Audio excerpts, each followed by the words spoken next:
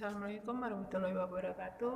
Kembali lagi di pelajaran PPKN khusus untuk kelas 11. Silakan buka bukunya. Ibu akan memberikan materi singkat tentang bab 1. Kemarin kita sudah menjelaskan dan membaca juga mengerjakan beberapa tugas ya. Sekarang Ibu kasih materi singkatnya. Lihat di sana ada halaman 1, harmonisasi hak dan kewajiban asasi manusia dalam perspektif Pancasila. Hak dan kewajiban sudah dipahami ya, belajar dari kelas 10, bahkan di SMP pun sudah dijelaskan. Nanti jika masih bingung silakan tanyakan ya. Hak dan kewajiban tentang hak asasi manusia itu diatur pada Undang-Undang Nomor 39 Tahun 1999.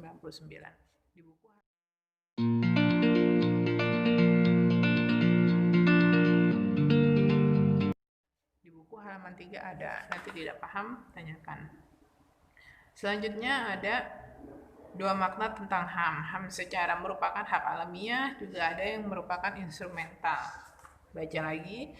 Unsur atau ciri-ciri khusus dari HAM diantaranya hakiki. Hakiki itu sudah ada sejak lahir. Kemudian universal, umum untuk siapa saja dan tidak dapat dicabut serta tidak dapat dibagi. Itu ciri khusus HAM. Jadi HAM itu memang punya sendiri, tidak dapat dibagi, tidak bisa dicabut juga ya.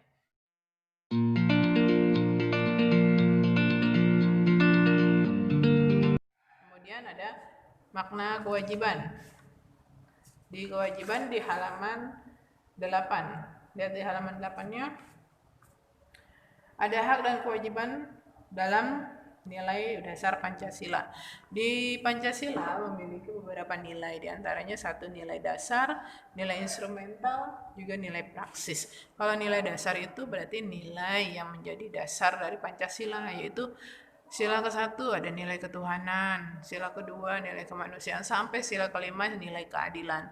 Kemudian instrumentalnya merupakan penjabaran dari nilai dasar. Penjabarannya dari mana? Penjabarannya misalnya di nilai dasar ada nilai ketuhanan. Penjabarannya kalau nilai ketuhanan berarti menyangkut kepada instrumental itu, info pentingnya adalah instrumental itu poinnya berhubungan dengan konstitusional atau berhubungan dengan undang-undang dasar. Kalau undang-undang berarti berhubungan dengan pasal. Jadi penjabaran dari nilai dasar atau instrumental adalah ada di pasal 29 tentang pasal keagamaan. Nah, kemudian nilai praksisnya adalah penerapan dalam kehidupan. Tadi kita udah nilai dasar. Nilai dasarnya adalah tentang ketuhanan. Nilai instrumentalnya yaitu penerapannya berdasarkan Undang-Undang pasal 29. Kemudian nilai praksisnya misalnya dalam keagamaan kita melaksanakan ibadah, sholat, bersedekah, dan lain sebagainya. Itu contoh dari sila ke-1 ya. Ada nilai dasarnya, ada nilai instrumentalnya, juga ada nilai praksisnya. Kemudian di situ ada upaya pemerintah. Ada halaman 16, kasus pelanggaran HAM. Kasus pelanggaran HAM disebabkan oleh beberapa faktor, yaitu faktor internal dan faktor eksternal. Kalau internal berarti faktor yang berasal dari dalam, tapi kalau eksternal berasalnya dari luar. Dari dalam yang terjadi, bisa terjadinya pelanggaran HAM itu dari dalam, sebabnya adalah sikap egois, rendahnya kesadaran HAM, dan tidak ada toleran atau toleransi. Mengapa bisa menimbulkan pelanggaran HAM? Di sikap egois berarti orang tidak mempedulikan orang lain atau mementingkan diri sendiri. Maka jika mementingkan diri sendiri maka akan menimbulkan yang namanya pelanggaran HAM gitu ya. Yang kedua ada rendahnya kesadaran HAM. Di mana rendahnya? Yaitu kita harus menyadari kalau kita itu berbeda.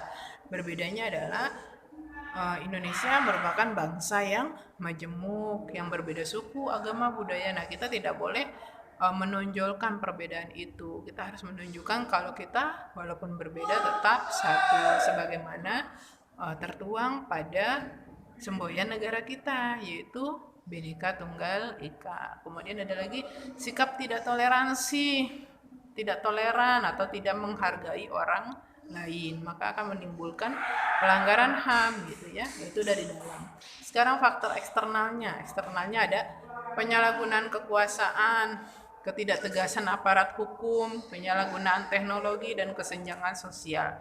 Baca di sana, yang tidak paham silakan tanyakan. Kemudian ada kasus pelanggaran HAM di Indonesia, beberapa kasus diantaranya yang diberikan contoh ada di halaman 20 ya. Nanti ada beberapa contoh yang lain lagi. Upaya penegakan HAM diantaranya upaya pemerintah dalam penegakan HAM, maka diadakan pembentukan yang namanya Komnas HAM. Komnas HAM dibentuk untuk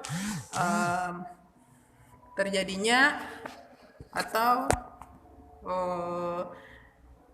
terbentuknya yang namanya hak asasi manusia. Jangan ada pelanggaran lagi, maka dibentuklah yang namanya Komnas HAM. Kemudian ada instrumen HAM. Instrumen HAM berupa undang-undang yang mengatur tentang hak asasi manusia. Kemudian ada juga pengadilan HAM. Ada upaya pemerintah sudah sampai sini bab 1 sudah selesai. Jika ada pertanyaan silakan tanyakan. Sekian dari Ibu. Assalamualaikum warahmatullahi wabarakatuh.